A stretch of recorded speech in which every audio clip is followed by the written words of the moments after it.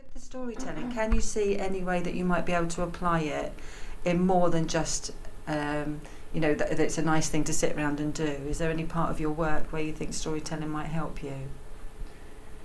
Well, yeah, I think I went back to my ward yesterday and told a story straight away because some of my boys were sat in a room bored, and I just ad hoc went in there. They asked me where I'd been, and I said I'd been on storytelling. So they said, tell us a story then.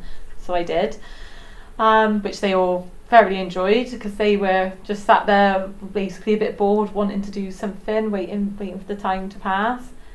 So that was really good, just as a thing to do ad hoc when you haven't really got anything else planned in. You both, Les and them have got that spare 20 minutes, so it was good, and I think it's good for that sense as well, really. Anybody else? I think it might be good for people who are struggling a bit with distressing voices, things like that. I think for them to be able to perhaps focus their mind on something else for a little while could help, because people on our ward do use distraction techniques. They'll listen to music in earphones, so perhaps listen to a story with somebody else in the room with them, engaging with them, might be a good thing. I can see that working. Anybody else? Do you know, Misty, you were saying about that you use storytelling really in the way you're saying, Nikki, as a distracting technique there, really, or to alleviate boredom. Can you see a way that you might be able to take that one step forward with your guys there? What might be the next step in terms of storytelling for them? Get them to tell their own stories. Yeah. Encouraging them. A lot of the time, especially with this patient group in mental health, you find that they can be quite very creative because of the experiences they've had. So I think it's about them hearing us tell stories might encourage them to tell stories, and encourage them to use their creativity and turn some of their experiences into a positive experience, really, because I've got a gentleman I can think of who's very, very creative, and some of what he's experienced over the years and comes out in that creativity, but all a bit jumbled, so it would give him a way to let out his creativity, his creative mind, so to speak, in a sensible way to him, really, and something he may enjoy giving to others as well. Yeah, that'd be brilliant. Yeah. So I can hear the boys going, and there's a nod going on here. So what were you thinking then, as she was saying that?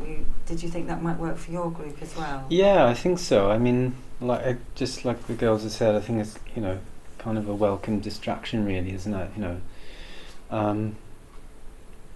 Yeah, and I think, personally for me, over the 2 days, I've said I'm quite a shy kind of guy, and it's actually been a big thing for me to actually sit down and tell, a story. So, maybe it could be, others could have the same kind of experience, really. And it is actually kind of a social experience, I know it's not a conversation, but it is a social, very social kind of thing, isn't it, really?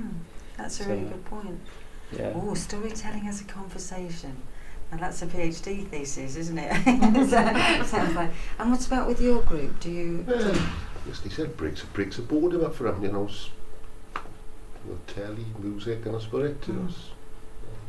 Does anyone have any views on the importance of being able to tell your own story?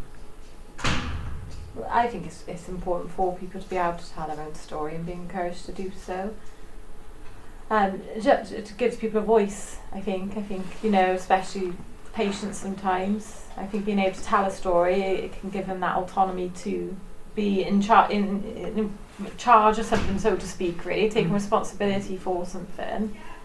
And in turn as well, sometimes you might get patients who are quite reluctant to open up and talk about things, and by telling a story, they might be able to really give you a part of themselves that they wouldn't otherwise.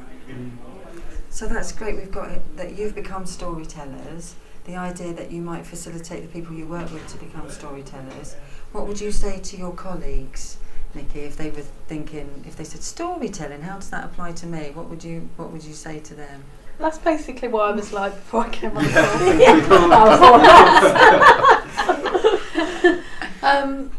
But I definitely think it's got a place.